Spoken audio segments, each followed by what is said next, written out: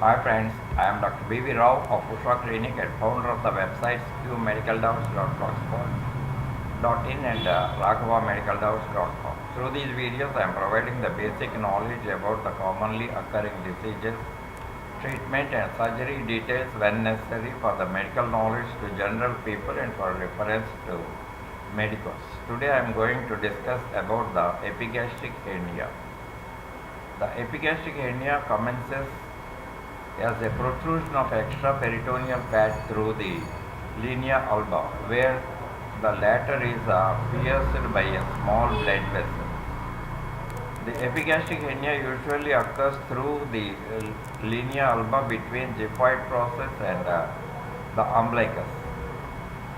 Rarely more than one hernia is present.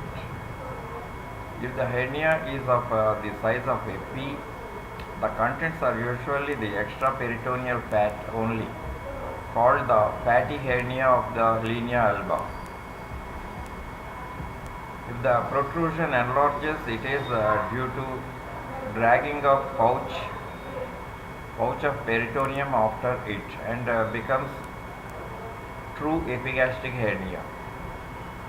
The mouth of the hernia is rarely larger to permit a portion of a hollow viscus to enter it. Consequently, either the sac is empty or it contains a small portion of greater omentum. The epigastric hernia is the result of a sudden strain tearing the interlacing fibers of the linea alba. The patients are usually the manual workers of 30 to 35 to 50 years of age.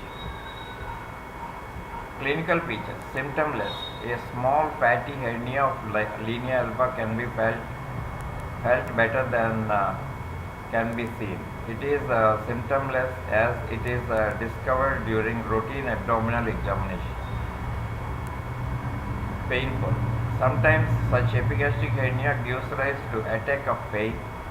It is worse on exertion. Hernia is tender to touch and tight clothing, probably due to fatty contents become nipped sufficiently to produce a partial strangulation.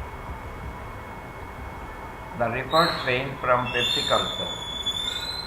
The patient may not have noticed the hernia complains of pain suggestive of peptic ulcer. On the other hand, a patient suffering from a gastric or duodenal ulcer may attribute all his symptoms to an epigastric hernia.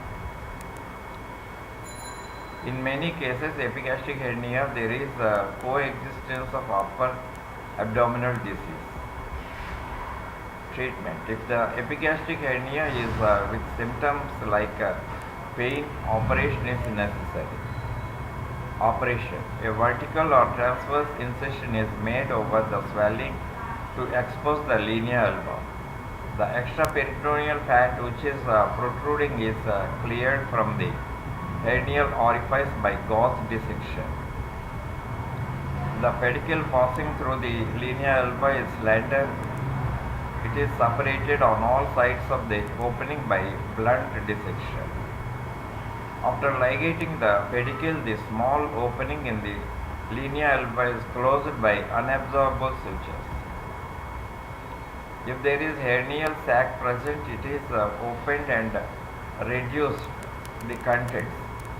Then the sac is excised, followed by repair of the linea alba. Divarication of recti abdominis. It is usually seen in elderly multiparate. Clinical features: when the patient strains, a gap can be seen between the recti abdominis. Through this gap, the abdominal contents bulge. When the abdomen is relaxed, the fingers can be introduced between the recti. In babies, similar condition is met with only above the umbilicus.